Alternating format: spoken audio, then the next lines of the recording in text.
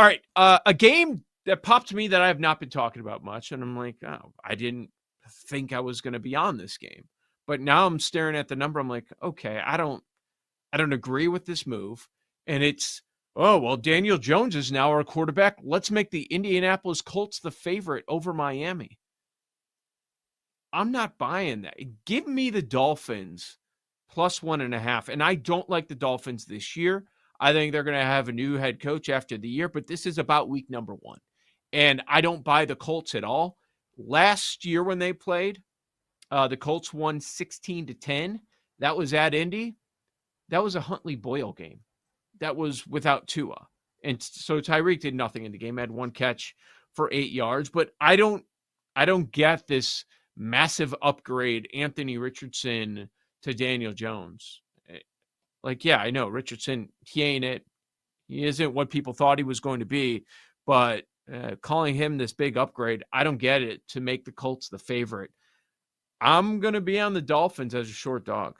To like Miami is sort of, I don't want to say the square side, but the public side, right? That's probably the public side.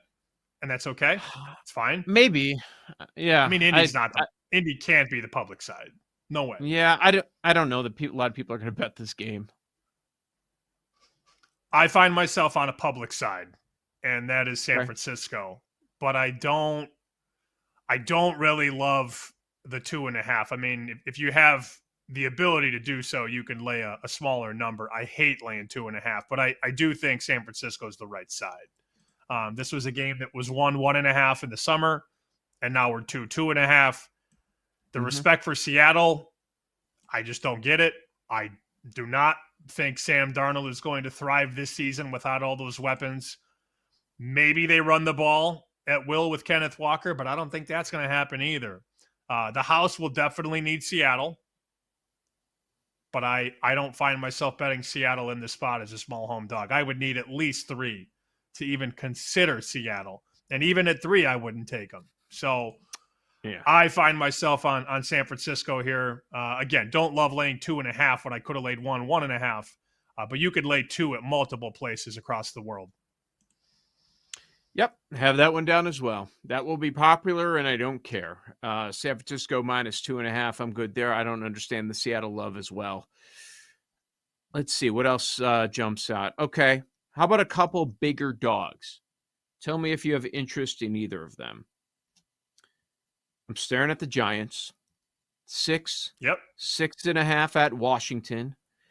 Commandos swept them last year, both close games by a field goal and by 5. That was week 2 and week 9. I really like this Giants pass rush, and now you have some stability, at least for right now, with Russell Wilson under center. So I'm looking at the Giants getting 6.5. And the one that's tougher to pull the trigger on, but I just don't buy Arizona being a 6.5-point road favorite. I know New Orleans is bad. I get it. And I don't love the Rattler decision or whatever they're doing with Rattler this year. But you still got the old guard with New Orleans. They should be able to put up some points. 6.5 is a lot. That's a lot for Arizona on the road. I agree with you. I'm not betting Arizona. Let me be very clear. Not laying that. I don't have any interest in that game. I'm hoping what happens is that New Orleans pulls the upset and half of Survivor gets knocked out. That's what I'm hoping. Oh, please. I wouldn't touch that game. I wouldn't touch that game with your money. Yeah. Yep. I'm hopeful, though, that Rattler can find it. If New Orleans beats Arizona, that's going to be fantastic for those that don't touch that game. You're not going to be touching Arizona in any Survivor, even though they're almost a touchdown favorite. But you'll be rooting for New Orleans a whole lot. Yes. How about a game that I don't think we've talked a whole lot about? Another one that I was like just staring at it this morning. And I mentioned them as a dark horse in the AFC. Texans getting 3 against the Rams. They say Stafford's good. I don't know that I entirely believe everything that they're saying, but that Stafford offense is going to be going against a top-notch defense.